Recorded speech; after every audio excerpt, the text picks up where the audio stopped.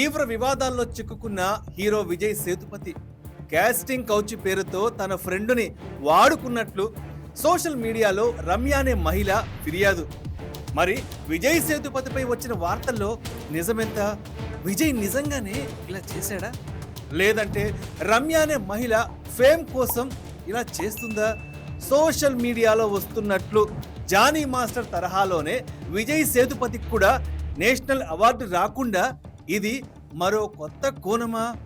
ఈ ఇష్యూపై అసలు నెటిజన్లు అటు సామాజిక మాధ్యమాల్లోనూ వార్తాపత్రికల్లోనూ టీవీ ఛానళ్లలో మాట్లాడుకుంటున్న ఆ కథా కహాని ఏంటో ఈ వీడియోలో ఇప్పుడు కాస్త క్లియర్గా చూద్దాం. సినిమా పరిశ్రమలో కాస్టింగ్ కౌచ్ గురించి గత కొన్నేళ్లుగా విమర్శలు, క్లారిటీలు వస్తూనే ఉన్నాయి. కొంతమందిపై విమర్శలు వస్తే ఊహించడం కష్టం, కానీ కొంతమంది మీద ఆ ఆరోపణలు నమ్మేయాలి అనేలా ఉంటాయి. తొలి రకం విమర్శ ఒకటి ఇప్పుడు వచ్చింది.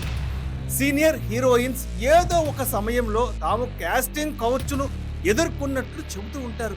అయితే ఇండస్ట్రీలో ఉన్న పెద్ద స్టార్స్ పేర్లని మాత్రం ఎప్పుడు ఎవరు ఎక్కడా చెప్పరండి.